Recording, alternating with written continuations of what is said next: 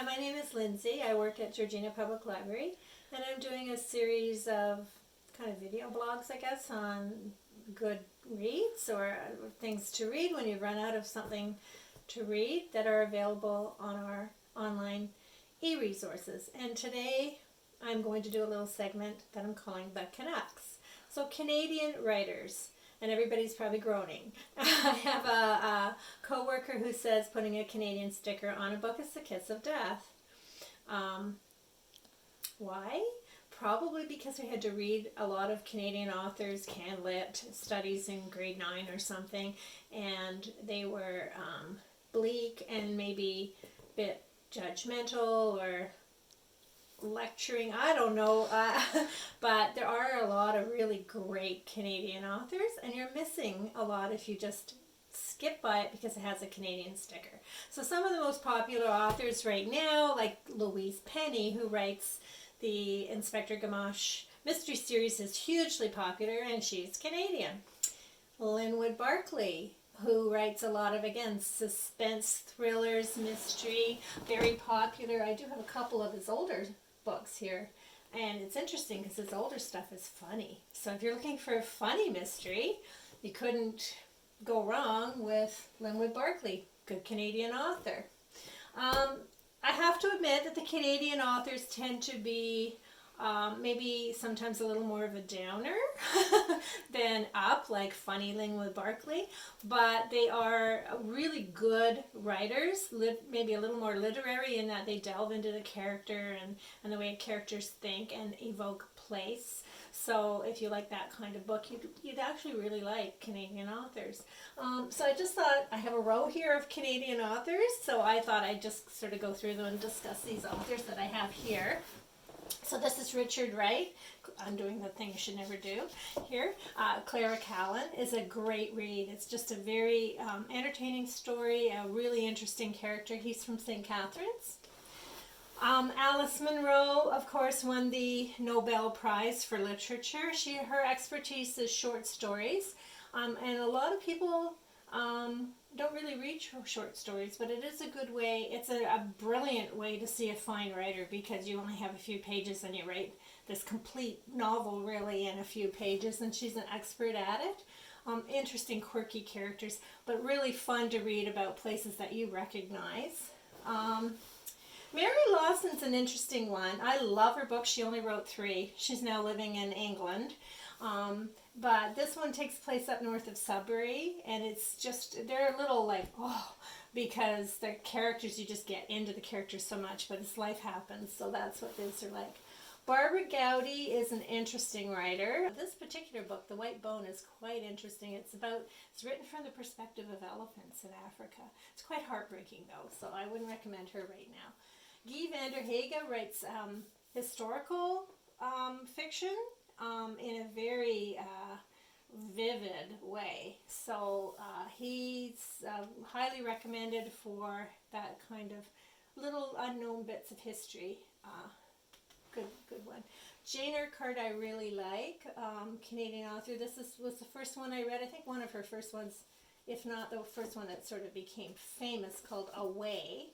And it's about the Irish immigration, but it's a bit fey. It's quite Irish that way. This is my favorite of hers, The Stone Carvers. It is the story of Vimy, the Vimy Memorial. It's the character, and it winds its way. It's historical fiction, I guess. It winds its way into a character, interesting time in Canadian history, and just the whole story of the Vimy Memorial. And it's really, really interesting. Carol Shields. I like Carol Shields. She writes like everyday person. And my favorite of hers is Larry's Party. And he's just such an engaging character, because he's just like everybody, striving to make his way in the world and to not be a goof. Judy Fong writes about the Chinese immigration kind of experience, kind of like Amy Tan, but Canadian, and it's quite good. Michael Landacci, you probably know from The English Patient. His background is, I think he's was originally from Ceylon, or his family was. Interesting writer, a little uneven. I like his early stuff. The Skin of the Lion is actually my favorite of his. It was the first one book that Toronto Library did, and it was a great read. Every time I go over the Bloor Viaduct or see the R.H. Harris water plant in Toronto, I think of this book because it is about all the really fascinating characters, real people that lived in that time period and built those infrastructures, and just very interesting stories, a lot of mystery, and just it was a good read. Bonnie Bernard is from London area, and writes just a good kind of family story. She's not done too many, but she's pretty good. Richard Wagamies is a lovely writer. He's Indigenous and very engaging books. Medicine Walk is my favorite.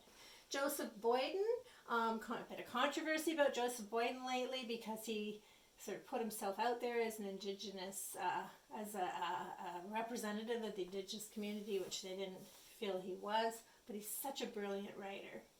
Very evocative. Like 3 Day Road takes place, it's World War I. Again, it's not really uplifting. I'm saying something about Canadian writers here. But he can evoke an atmosphere with very few words, very beautiful writer. Wayne Johnson, historical, like the Franklin expedition, he wrote all about that. If you have a long afternoon, you can really get into his stories. Timothy Findlay, I just love.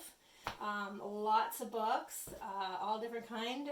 The Wars, The Piano Man's Daughter, just really good writer, good stories, and entertaining.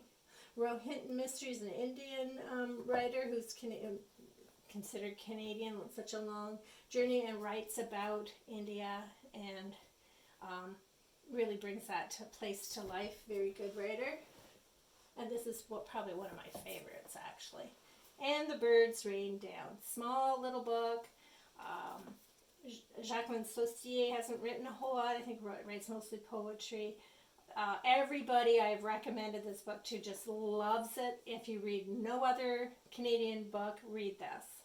And it'll really teach you about some of the things that happened in Ontario several years ago. In Northern Ontario, it takes place in Northern Ontario. Very interesting characters, a fun story, lots of surprises. And these are the more classic Canadian writers here. I've got Stephen Leacock, of course, humorist. How many of you have actually read Stephen Leacock? Yes, maybe a good try. Hugh McLennan, Margaret Atwood, of course, and a lot of people go, oh my goodness, Margaret Atwood. I don't like her, but I sometimes feel that way too. I find I have to be in the mood for her, but she's such a great writer. She really is a good writer. Very prescient. She has a scientific background, and her dystopian stuff is quite scary because you can actually see it happening.